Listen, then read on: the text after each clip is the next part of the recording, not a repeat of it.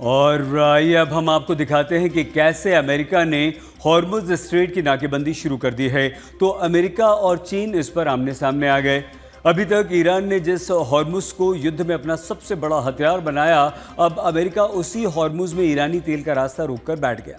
लेकिन अमेरिका की इस दादागिरी पर चीन भड़क रहा है, क्योंकि ईरान का तेल रोकने का मतलब है चीन का तेल बंद करना। विश्वास कीजिए, ये बात अमेरिका को भी पता है। तो क्या ये ईरान पर सबसे बड़ा दबाव बनाने की अमेरिका की कोशिश है, या फिर चीन को हॉर्मुज़ में घेरने की अमेरिका की बड़ी साजिश? आइए आपको दिखाएं हम हॉर्मुज़ पर निगाहें और चीन पर निशान।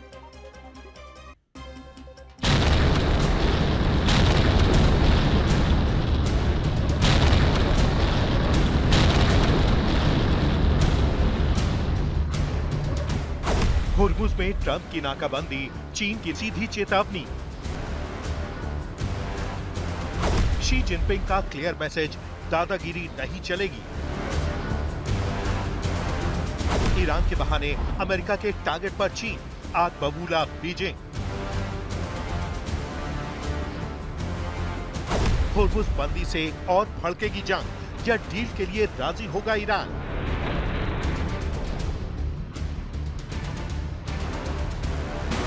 ट्रंप की नाकेबंदी पर ईरान का दावा, युद्ध की तरह नाकाम होगा अमेरिका।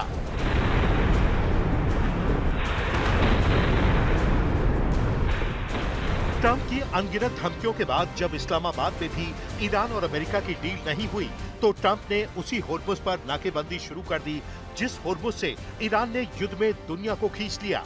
अब ट्रंप ने धमकी दी है कि अगर ईरान का कोई भी जहाज हमारी नाकाबंदी के कहीं भी आसपास आता है, तो उसे तुरंत नेस्त नाबूद कर दिया जाएगा। इतना ही नहीं, डोनाल्ड ट्रंप ईरान को धमकी देते हुए आगे लिखते हैं कि ईरान की नौसेना समुद्र की तलहटी में पड़ी है। इनके 158 जहाज पूरी तरह से तबाह हो चुके हैं।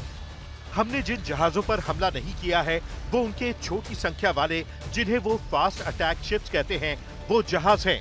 हमने इन जहाजों पर हमला इसलिए नहीं किया क्योंकि हमने उन्हें ज्यादा बड़ा खतरा नहीं माना। अगर इनमें से कोई भी जहाज हमारी नाकाबंदी के कहीं भी आसपास आता है, तो उसे तुरंत खत्म कर दिया जाएगा। ठीक उसी तरह से जिस तरह का इस्तेमाल हम समुद्र में नावों पर नशीले पदार्थों का व्यापार करने वालों के खिलाफ करते हैं, ये बहुत तेज और बेरहम तरीका है। आपको बता दें कि अमेरिका ने होर्मुज़ स्ट्रेट की नाकाबंदी लागू करने के लिए 15 से ज्यादा युद्धपोत तैनात कर दिए हैं। एक अमेरिकी अधिकारी के मुताबिक नाकाबंदी को लागू करने के लिए 15 से ज्यादा युद्धपोत फारस की खाड़ी, ओमान की खाड़ी और अरब सागर के हिस्सों में तैनात किए गए हैं। रिपोर्ट के मुताबिक इसमें plane carrier USS Abraham Lincoln और 11 डिस्ट्रॉयर शामिल हैं, जो ईरान के बंदरगाहों की समुद्री नाकाबंदी में हिस्सा ले सकते हैं। इसका उद्देश्य ईरानी बंदरगाहों की समुद्री आवाजाही पर नियंत्रण करना है। ट्रंप के आदेश के बाद ये सैन्य तैनाती और सख्त कर दी गई है। रिपोर्ट में कहा गया है कि पाकिस्तान में हुई वार्ता विफल रहने के बाद अमेरिका ने ईरान पर दबाव बढ़ाया है। लेकिन चीन के राष्ट्रपति शी जिनपिंग ने भी अमेरिकी राष्ट्रपति डोनाल्ड ट्रंप को होर्मुज़ की नाकेबंदी करने पर अपना मैसेज पहुंचा दिया है। शी जिनपिंग ने कहा है कि दुनिया को जंगल के कानून यानी ताकत पर जो चाहे वो करे वाली हालत में नहीं जाने देना चाहिए।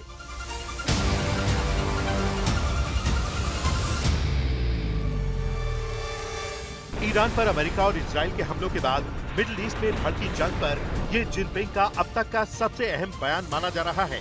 बीजिंग में अबू धाबी के क्राउन प्रिंस शेख खालिद बिन मोहम्मद से मुलाकात के दौरान जिनपिंग ने कहा कि दुनिया को संयुक्त राष्ट्र के नियमों और अंतर्राष्ट्रीय कानून के आधार पर ही चलना चाहिए।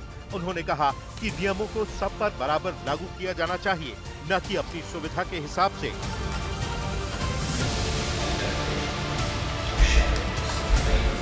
अमेरिका ने जिस तरह से स्ट्रेट ऑफ होर्मुज़ में नाकेबंदी की है, उससे ईरान के 4 प्रमुख बंदरगाहों पर असर पड़ेगा, जिनमें खार्क द्वीप, जास टर्मिनल, बंदर अब्बास और बंदर खुमैनी शामिल हैं।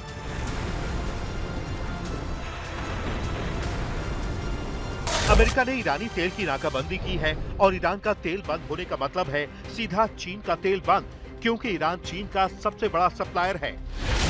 ईरान के नियंत्रण वाला होर्मुज़ स्ट्रेट चीन के लिए बहुत अहमियत रखता है। ये समुद्री रूट उसकी तकरीबन 40% तेल और 30% एलएनजी जरूरतों को पूरा करता है। चीन को ईरान से बड़ी मात्रा में तेल मिलता रहा है और इस तरह से अमेरिका चीन की अर्थव्यवस्था की रीढ़ को निशाना बना रहा है, तो ट्रंप ने चीन को 50% टैरिफ लगाने की धमकी भी दी है। और तो और अमेरिका ये भी आरोप लगा रहा है कि चीन ईरान को मैन पैड्स और advanced air defence system supply कर रहा है।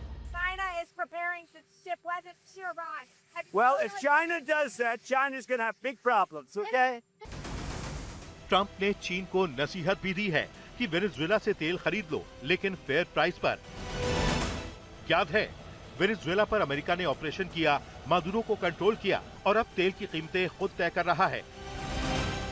ट्रंप का संदेश साफ है, या तो अमेरिका की शर्तों पर तेल खरीदो या अपनी इकोनॉमी को अंधेरे में डूबता देखो। चीन के लिए ये एनर्जी ब्लैकमेल युद्ध का सबसे बड़ा निमंत्रण है। लेकिन चीन ने इस एनर्जी ब्लैकमेल पर अमेरिका को करारा जवाब दिया है। जी हां, अमेरिका की होर्मुज़ स्ट्रेट पर नाकाबंदी के बीच एक चीनी टैंकर इस रास्ते को पार कर गया। शिपिंग डेटा के मुताबिक नाकाबंदी लागू होने के बाद ऐसा करने वाला ये पहला जहाज है। रॉयटर्स के मुताबिक रिच स्टारी नाम का टैंकर होर्मुज़ पार कर फारस की खाड़ी से बाहर निकल गया। ये टैंकर और इसकी मालिक कंपनी पहले से ही अमेरिकी प्रतिबंधों के दायरे में है।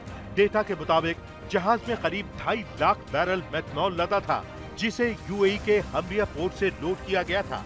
चीन ने अमेरिका को होर्मुज़ स्ट्रेट की नाकाबंदी लगाने के खिलाफ चेतावनी दी है। चीन ने साफ कहा है कि हमारे ईरान के साथ द्विपक्षीय संबंध और व्यापारिक रिश्ते हैं जो जारी रहेंगे। इसमें किसी तीसरे देश को दखल देने की इजाजत नहीं दी जा सकती है। हमारे जहाज पहले की तरह ही होर्मुज़ से गुजरेंगे। होर्मुज़ में ईरानी तेल की नाकाबंदी पर डोनाल्ड ट्रंप ने दावा किया कि इसके लिए उन्हें सभी देशों का समर्थन हासिल है।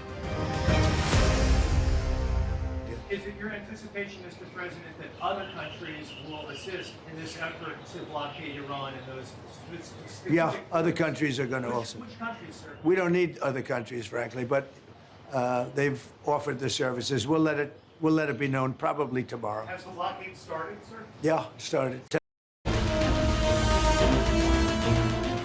जबकि सच ये है कि नाकाबंदी पर अमेरिका को अंतर्राष्ट्रीय समर्थन नहीं मिला। कई यूरोपीय देशों ने नाकाबंदी में शामिल होने से इनकार कर दिया।